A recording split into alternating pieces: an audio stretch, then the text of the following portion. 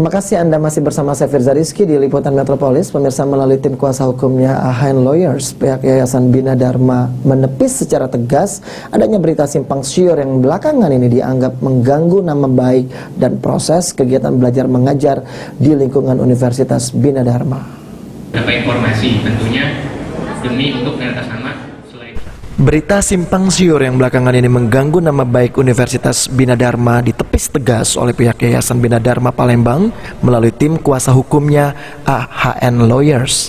Titik permasalahan antara penggugat dan tergugat adalah mengenal kepemilikan aset Universitas Bina Dharma.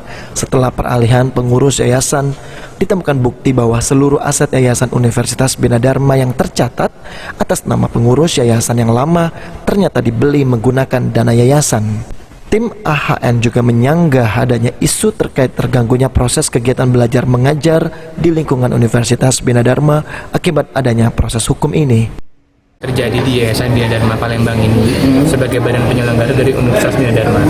Tentunya Preskon ini bertujuan untuk membuat keluarga Universitas Bina Dharma, baik internal maupun khalayak umum yang akan bergabung menjadi keluarga Universitas Bina Dharma, calon-calon mahasiswa tentunya tidak khawatir. Kegiatan belajar mengajar dapat berjalan dengan baik, dengan lancar. Kenapa? Karena sudah dipastikan ada surat produk dari Dikti tahun 2017 menyatakan bahwa YBDP atau Yayasan Bina Dharma Palembang adalah keberlanjutan dari Yayasan Bina Dharma sebagai badan penyelenggara dari Universitas Bina Dharma. Jadi itulah fungsi konferensi pers hari ini untuk menjawab keresahan dari keluarga internal Universitas Bina Dharma itu sendiri. Paling itu, terima kasih. Lanjutan perkara gugatan perdata kembali digelar di Pengadilan Negeri Palembang pada Selasa 16 Mei 2023. Sidang tersebut dipimpin langsung oleh Hakim Ketua Edi Palawi dan 2 hakim anggota lain.